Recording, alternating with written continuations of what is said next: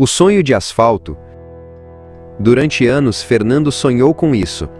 Não era um sonho de dormir, mas um sonho de olhos abertos que o visitava no meio de uma planilha, no trânsito da cidade.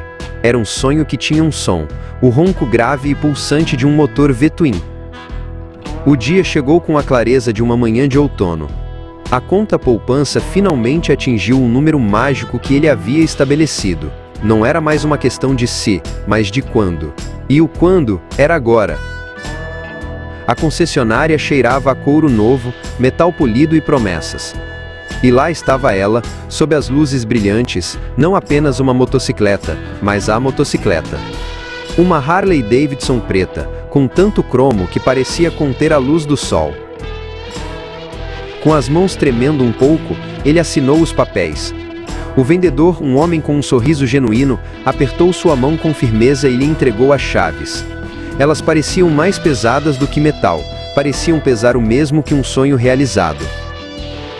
A primeira vez que ele ligou o motor, o som vibrou não apenas no ar, mas em seu peito. A viagem para casa foi uma dança desajeitada de alegria e concentração, o começo de uma nova linguagem entre homem e máquina. O destino estava traçado em um mapa antigo espalhado pelo chão da sala, o Grand Canyon. Um lugar tão vasto que poderia engolir o barulho da cidade que ele estava tão ansioso para deixar para trás. Ele arrumou as malas com cuidado, cada item uma promessa para a estrada. Deixar a cidade para trás foi como emergir para respirar. Os arranha-céus que antes dominavam o horizonte encolheram em seus espelhos retrovisores até se tornarem nada mais do que uma memória distante. Dias se transformaram em uma melodia constante de asfalto e vento. As planícies se estendiam em todas as direções, um oceano de grama sob um céu infinito. Era uma solidão bem-vinda, um silêncio preenchido apenas pelo trovão de sua Harley. Em um restaurante de beira de estrada no meio do nada, ele conheceu um homem chamado Silas. Um motociclista mais velho com um rosto que parecia um mapa de todas as estradas que já havia percorrido. Eles compartilharam uma xícara de café e o silêncio confortável dos viajantes. O cânion não é algo que você apenas vê, disse Silas, sua voz rouca como cascalho. É algo que você sente. Deixe a estrada te levar, não o mapa. Ele apontou para uma rota sinuosa no papel, um desvio que prometia mais do que apenas uma chegada mais rápida. De volta à estrada, o conselho de Silas ecoava em sua mente.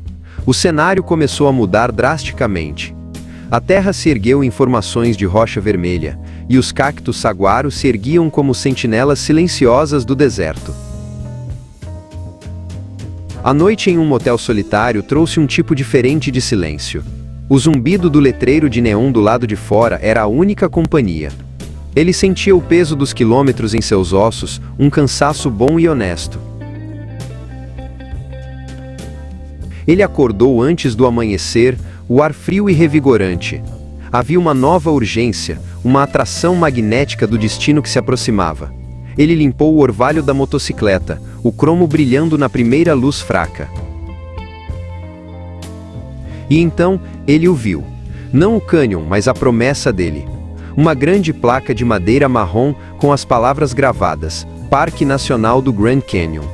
Seu coração deu um salto, uma batida a mais no ritmo constante do motor. A estrada final era uma serpente de asfalto, subindo e serpenteando por florestas de pinheiros que cheiravam a terra e resina. A cada curva a expectativa aumentava, o ar parecia mais rarefeito, mais carregado de majestade. Ele estacionou a moto no mirante. O motor deu seu último estalo enquanto esfriava. Ele tirou o capacete e o som do vento substituindo o ronco do motor. Ele podia sentir a vastidão antes mesmo de vê-la. Ele caminhou até a grade e olhou para baixo. O mundo não apenas se abriu, ele desabou em uma imensidão impossível de cor, profundidade e silêncio. Todas as palavras que ele conhecia se tornaram pequenas e inúteis. Ele encontrou uma rocha lisa e se sentou, observando o sol começar sua lenta descida.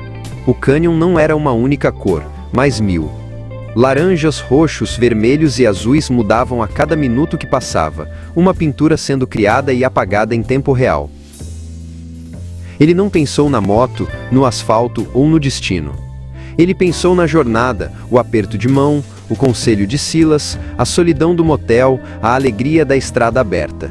O Grand Canyon não era o prêmio, era o ponto final que dava sentido a todo o resto.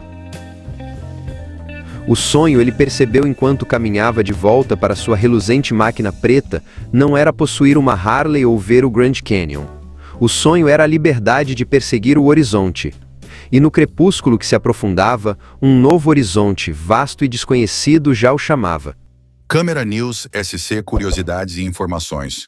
Curta nossos vídeos e se inscreva. Agradecemos desde já. Muito obrigado.